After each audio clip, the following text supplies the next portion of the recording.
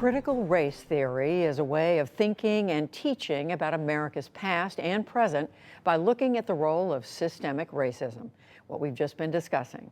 But the very term itself, critical race theory, has become a political flashpoint across the country, especially when it comes to how to teach young people about justice and equity in America. As Amna Nawaz reports for our Race Matters series, the debate over its potential role in school curricula has set off a firestorm that has roiled school districts and state legislatures nationwide. It's already over. It's got to be over. Next year, Jamison Maddox will be a senior here in Loudoun County, Virginia. His favorite subject is history, even though he felt Black history was lacking. I think there could be some things that happened in history that should have been taught. In school, did you learn about the Tulsa Massacre? No. Did you learn about Juneteenth? No. Do you feel like those are things that should be taught as part of your formal education? Yes, definitely. Jamison's mother, Vanessa, agrees. This is American history. All of it should be taught in a certain context and also age appropriate. Maddox, who works as a job recruiter, and her husband raised both their sons in this affluent Northern Virginia suburb over the last 2 decades. Last year, as the national racial reckoning resonated here, Vanessa joined a Facebook group pushing what they see as anti-racism efforts in school. When I saw the anti-racist parent group, I'm like, okay, I got to be in that. What spurred you to join that group in the first place? What has that been like? There is a definite need for a group like this. I like to be surrounded by like-minded, fair-minded, equitable people. You don't have to think like me, you don't have to be like me, but you do have to be anti-racist. Not everyone in Loudoun County sees it that way. There were parents that were just sick of it. They were just sick of, constantly being told, if you don't agree with me, then, you're a racist. Ian Pryor's 2 daughters are in elementary school here. He's a former Trump administration Justice Department spokesman, now leading a group called Fight for Schools, a political action committee pushing back on equity and inclusion measures. We're not about not teaching history. We're about teaching history in an objective way that is not represented as America is systemically racist. When you're looking not at individual acts of racism, but the systemic racism that exists within America's educational institutions, what would you suggest be done right now? So there's a balancing act here of making sure that there's equal opportunity for all, that we're committed to meritocracy, but also that when we are trying to figure out how to deal with any kind of social problems, we do not overstep and overreact. Here's 2 signs right there.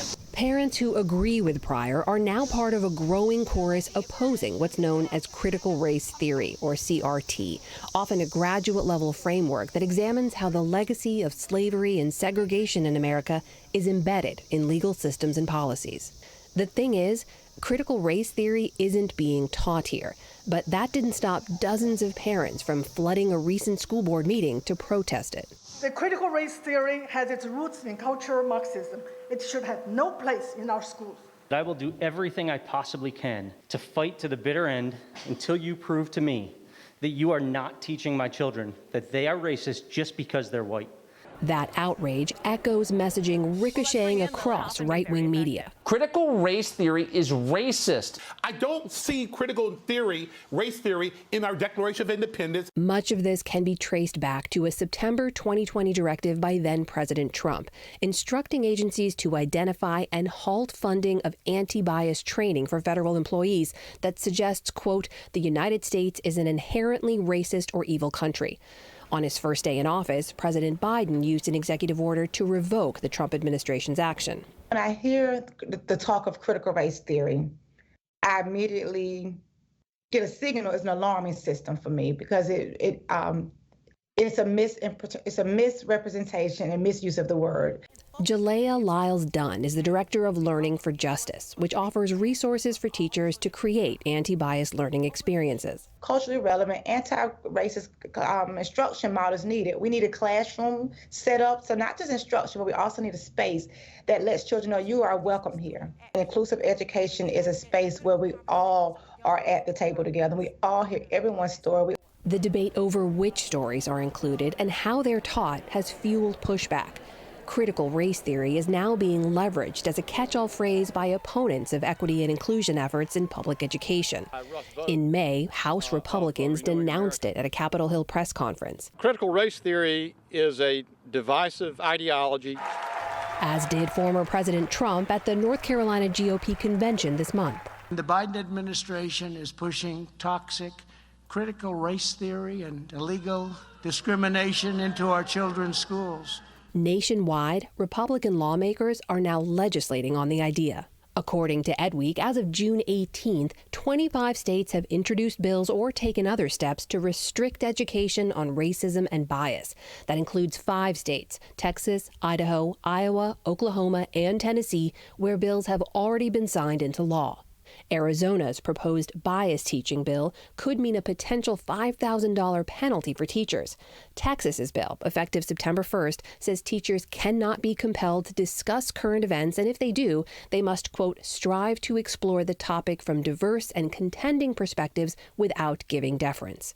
Some educators, meanwhile, are holding Teach the Truth rallies, fighting what they call unwarranted legislation. I think we're raising up future voters who will not have a well-rounded perspective on their own community and society. Valerie Wolfson teaches 8th grade social studies in New Hampshire, where a new bill would prohibit so-called divisive concepts related to sex and race from schools. Teachers would be under pressure for severe censorship or fear of that public judgment. It's set up for people to report on you. And you think it could have a chilling effect on what people teach in their classrooms? Completely.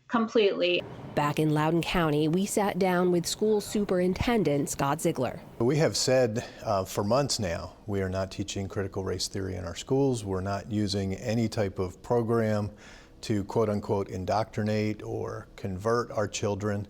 Our equity work is all about doing what is best for children.